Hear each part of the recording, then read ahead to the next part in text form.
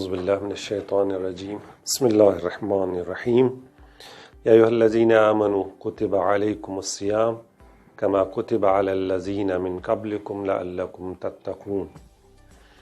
اے صاحبان ایمان، روزہ داری تمہارے اوپر فرض کی گئی ہے، بالکل اسی طرح جس طرح تم سے پہلے لوگوں پر فرض کی گئی تھی۔ ہدف اور مقصد یہ ہے کہ شاید اور امید یہ ہے کہ تم صاحب تقوی بن جاؤ، پرہیزگار بن جاؤ۔ روزہ داری فقط اسلام کے اندر نہیں ہے، بلکہ دوسرے جو بھی آسمانی ادیان ہیں ان کے اندر روزہ داری رواج رہی ہے اور لوگ روزہ رکھتے رہے ہیں۔ اب جو سوال بنیادی یہاں پر ہے، جو پہلے بھی ہم نے اس سوال کی طرف اشارہ کیا تھا کہ روزہ داری کا فلسفہ کیا ہے، کیوں خداوند کریم نے روزہ داری انسانوں کے اوپر، مسلمانوں کے اوپر فرض کی ہے، اس کے پیچھے وجہ کیا ہے، سبب کیا ہے۔ ظاہر خداوند کریم کی ذات تو بے نیاز ہے، وہ غنی ہے، اس کو کسی چیز کی ضرورت نہیں ہے کہ اس ضرورت کو پوری کرنے کے لیے وہ کوئی حکم جاری کرے۔ خداوند بے نیاز ہے اور ساری مخلوقات کائنات کی مل کر بھی خدا کو کوئی فائدہ نہیں پہنچا سکتی، اگر وہ چاہے اس کو فائدہ پہنچانا۔ اور اسی طرح ساری کائنات کے لوگ مل کر بھی خدا کو کوئی نقصان نہیں پہنچا سکتے، اگر وہ اسے نقصان پہنچانا چاہے۔ پھر جو احکام خداوندی ہے ان کا فلسفہ یہی ہے کہ وہ اپنی مخلوقات پر احسان کرنا چاہتا ہے، ان کو فائدہ پہنچانا چاہتا ہے۔ اب دیکھیں، جب خدا انسان کو مخاطب قرار دیتا ہے تو خداوند کریم انسان کو بعنوان انسان مخاطب قرار دیتا ہے۔ ایسا نہیں ہے کہ اسلام کی نظر میں انسان صرف روح کا نام ہو یا صرف جسم کا نام ہو۔ انسان روح اور جسم سے مل کر بنا، لہذا خداوند کے احکامات بھی اس میں جو فوائد ہے انسان کے لیے، اگر خدا کہتا ہے کہ یہ کام کرو، اس میں جو فائدہ وہ جسمانی بھی ہوتا ہے، روحانی بھی ہوتا ہے۔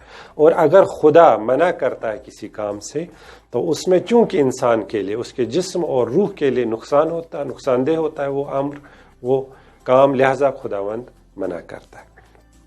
اب جب ہم دیکھتے ہیں اس ماہ رمضان کو، اس روزے کو، انسان اس میں بھوک برداشت کرتا ہے، پیاس برداشت کرتا ہے، تو ہمیں پتہ چلتا ہے کہ یہ روزہ داری، یہ ماہ رمضان انسان کے لیے انسان سازی کا ایک کارخانہ ہے، ایک فرصت ہے، ایک زمان ہے۔ اس میں انسان کی جو انسانی خصوصیات ہے وہ کھل کر سامنے آتی ہے، وہ کمال کی طرف چلی جاتی ہے۔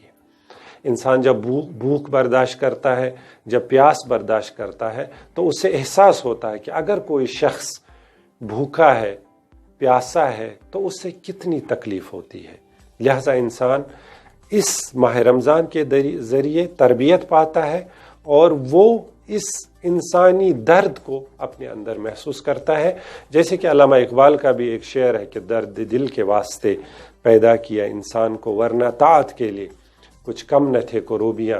انسان کو خداوند کریم نے اس لیے پیدا کیا ہے کہ تاکہ اس کے اندر انسانیت کا درد آ جائے، اور یہ انسانیت کا درد اس وقت تک انسان کے اندر پیدا نہیں ہوتا جب تک نہ وہ اس کی تمرین اور مشق کرے، اور اس تمرین اور مشق کے لیے خداوند کریم نے ماہ رمضان رکھا ہے تاکہ اس کے اندر وہ بھوک برداشت کرے، اس سے احساس ہو کہ بھوک کیا چیز ہوتی ہے، وہ پیاس برداشت کرے تاکہ اس سے احساس ہو کہ پیاس کیا ہوتی ہے، اور جب وہ کسی بھوکے انسان کو دیکھے تو اس کی مدد کے لیے آگے بڑھے، کسی پیاسے انسان کو دیکھے اس کی مدد کے لیے آگے بڑھے۔ لہٰذا ہم دیکھتے ہیں کہ حدیث میں ہمیں یہ ملتا ہے کہ کمال روزہ یہ ہے کہ انسان افطار نکالے، یعنی صدقہ دے دے۔